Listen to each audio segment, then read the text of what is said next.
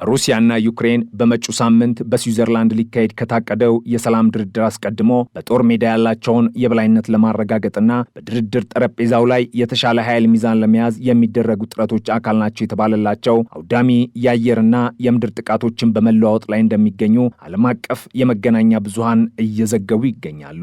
ዩክሬን በሩሲያ ስልታዊ የወደብና አየር መንገድ መሰረተ ልማቶች እንዲሁም የኃይል አቅርቦቶች ላይ ያነጣጠረ የድሮን ጥቃት መሰንዘሯ ሲነገር፣ ሩሲያ በበኩሏ ዩክሬን የሕክምና ተቋማትና በሲቪል መኖሪያዎች ላይ እያነጣጠረ የአየር ድብደባዋን አጠናክራ ስለመቀጠሏ ተነግሯል። የዩክሬን ጦር በሩሲያ ደቡባዊ ግዛት በሚገኘው የታማን የወደብ ተርሚናል ላይ ስኬታማ ነው የተባለለትን የድሮን ጥቃት መፈጸሙ ተነግሯል። ይህ የወደብ ቀጠና ለሩሲያ የነዳጅና የጋዝ ምርቶች ወደ ውጭ ሀገራት የሚላኩበት ወሳኝ የሎጂስቲክስ ማዕከል ከመሆኑም በላይ ለወታደራዊ እንቅስቃሴዎች የሚያስፈልጉ የኃይል አቅርቦቶች የሚከማቹበት ስፍራ ነው። በደረሰው ጥቃት የወደቡ የመጫኛና የማውረጃ መሳሪያዎች ላይ ከባድ ጉዳት መድረሱ የተረጋገጠ ሲሆን ይህም የሩሲያን የኢኮኖሚ የጀርባ አጥንት የመምታት የኪየቭ ስትራቴጂ አካል ተደርጎ ተወስዷል። የዩክሬን የደህንነት ምንጮች እንደሚሉት እንዲህ አይነቱ ጥቃት የሩሲያን ጦር የፋይናንስ ምንጭ ከማድረቁም በላይ በግንባር ለሚዋጉ የሩሲያ ወታደሮች የሚደርሰውን የነዳጅ አቅርቦት በእጅጉ ያስተጓጉላል። ከታማን ወደብ በተጨማሪም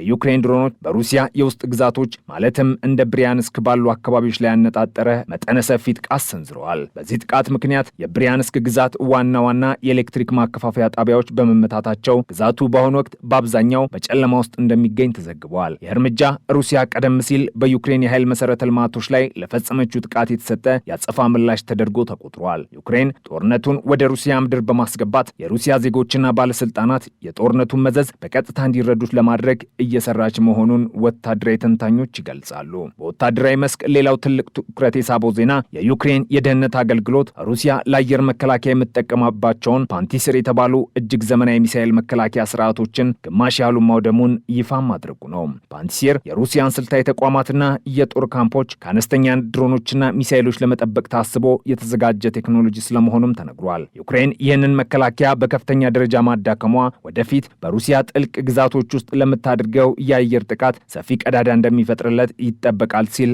ሮይተርስ ዘግቧል። ይህ ክስተት የሩሲያን ወታደራዊ ቴክኖሎጂ የበላይነት ጥያቄ ውስጥ የከተተ ሲሆን ለኪየቭ ደግሞ ትልቅ ሞራል ሰጪ ድል ሆኖ ስለመመዝገቡ ዘገባው አክሏል። በሌላ በኩል በሰሜን ምስራቅ ዩክሬን የምትገኘው የሱሚ ግዛት በሩሲያ ከባድ የጦር መሳሪያዎችና የሚሳኤል ድብደባ ሰለባ ሆናለች። በጥቃቱ 4 ሲቪሎች ከባድ የአካል ጉዳት የደረሰባቸው ሲሆን በግዛቱ የሚገኝ አንድ ትልቅ የሕክምና ማዕከልና ሌሎች ሲቪል መሰረተ ልማቶች ላይ ከፍተኛ ውድመት መድረሱም ተነግሯል። የዩክሬን ባለስልጣናት ይህንን ድርጊት የሽብር ተግባር ሲሉ የፈረጁት ሲሆን ሩሲያ ሆን ብላ ሲቪሎችና የህዝብ አገልግሎት መስጫዎችን ኢላማ እያደረገች መሆኑን ለዓለም አቀፉ ማህበረሰብ አስታውቋል። በዲፕሎማሲ ረገድም ከፍተኛ እንቅስቃሴዎች እየታዩ ይገኛሉ። የዩክሬኑ ፕሬዝዳንት ቮሎዲሚር ዜሌንስኪ በጀርመን በተካሄደው የሙኒክ የደህንነት ጉባኤ ላይ ተሳትፈው ከተመለሱ በኋላ ለሀገራቸው ህዝብ ባደረጉት ንግግር የአየር መከላከያ አቅምን ማጠናከር የየዕለት አስፈላጊ ጉዳይ መሆኑን አጽንኦት ሰጥተው ተናግረዋል። ፕሬዝዳንቱ በሙኒክ ከምዕራባውያን መሪዎች ጋር ባደረጉት ውይይት አዳዲስ የወታደራዊ ድጋፍ ጥቅል ስምምነቶች በቅርቡ ወደ ኪየቭ እንደሚደርሱ ተስፋቸውን ገልጸዋል። በተለይም ዘመናዊ የጦር አውሮፕላኖችና የሚሳኤል መከላከያ ስርዓቶች ለዩክሬን ህልውና ወሳኝ መሆናቸውን በመጥቀስ ምዕራባውያን ድጋፋቸውን እንዲያፋጥኑም ጥሪ አቅርበዋል። ተስፋ የተጣለበት ቀጣዩ የሰላም ድርድር በሚቀጥለው ሳምንት በስዊዘርላንድ እንደሚካሄድ በይፋም ተነግሯል። የድርድር ጦርነቱን በሰላማዊ መንገድ ለመፍታት አዲስ ተስፋ ቢሰጥም በሁለቱም ወገኖች በኩል የሚቀርቡት ቅድመ ሁኔታዎች ግን እጅግ የተራራቁ ናቸው።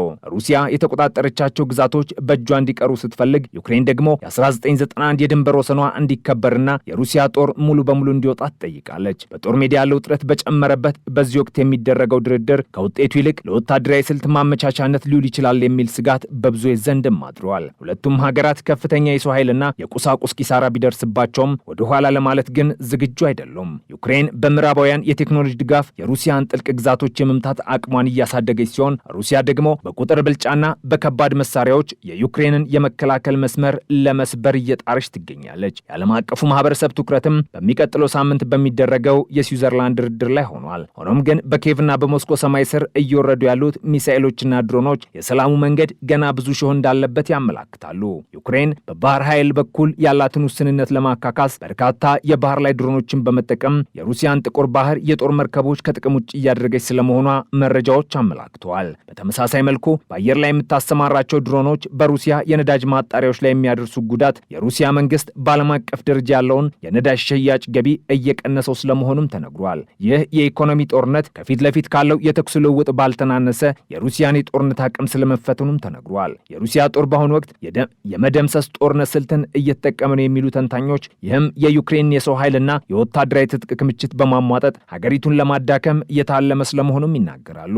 ሩሲያ ያላትን ሰፊ የሰው ኃይልና የኢንዱስትሪ አቅም በመጠቀም ጦርነቱን ለረጅም ዓመታት ለማስቀጠል መዘጋጀቷንም የክሬምሊን ባለስልጣናት በተደጋጋሚ ሲናገሩ ይሰማል። የዩክሬን መንግስት ደግሞ የሀገር ውስጥ የጦር መሳሪያ ምርቱን ለማሳደግ ከፍተኛ ጥረት እያደረገ ነው። ፕሬዚዳንት ዘለንስኪ በቅርቡ እንደገለጹት ዩክሬን አሁን ላይ የራሷን የረጅም ርቀት ድሮኖችንና ሚሳኤሎች በከፍተኛ መጠን እያመረተች ትገኛለች።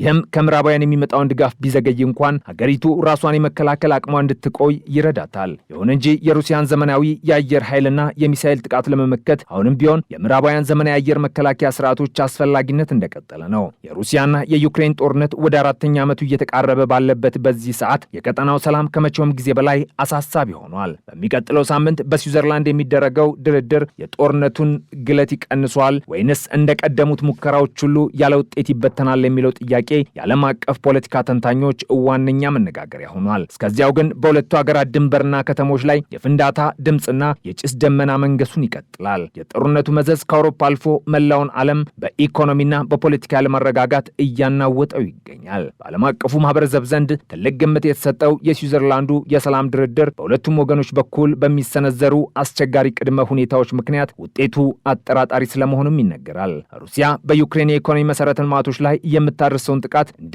መደራደሪያ ካርድ እየተጠቀመችበት ሲሆን፣ ኬቭ በበኩሏ የምዕራባውያን ወታደራዊ ድጋፍ እስካልተቋረጠ ድረስ ወደ ኋላ እንደማትል በድጋሚ አረጋግጣለች። በተለይም በአሜሪካና በአውሮፓ ህብረት የሚደረጉት አዳዲስ የገንዘብና የትጥቅ ድጋፎች ዩክሬን በጦር ሜዳ የነበራትን የመከላከያ አቋም ወደ ማጥቃት እንድትቀይር አስችሏታል። ሆኖም ይህ ወታደራዊ መካረር በሁለቱም ሀገራት ሰላማዊ ዜጎች ላይ የሚያደርሰው ሰብአዊ ቀውስ አሳሳቢ ደረጃ ላይ ደርሷል። በየቀኑ የሚፈጸሙት የአየር ጥቃቶችና የድሮን ውርጅብኞች ጦርነቱ ከግንባር ወጥቶ ወደ ከተሞችና ወደ ንጹሐን መኖሪያዎች መስፋፋቱን ያረጋግጣሉ። በታማን ወደብና በብሪያንስኪ ኃይል ጣቢያ ላይ የደረሰው ጉዳት ሩሲያ ጦርነቱን በገዛ ግዛቷ ውስጥ እንድትጋፍጠው እያስገድዳት ይገኛል። የዓለም መሪዎች በስዊዘርላንድ በሚያደርጉት ስብሰባ ላይ የሚደርስበትን ማንኛውም ስምምነት በቀጠናው ዘላቂ መረጋጋት ለማምጣት ብቸኛው ተስፋ ሆኖም ተሰንቋል። እስከዚያው ግን የምስራቅ አውሮፓ ሰማይ በጭስና በባሩድ እንደታፈነ ይቀጥላል።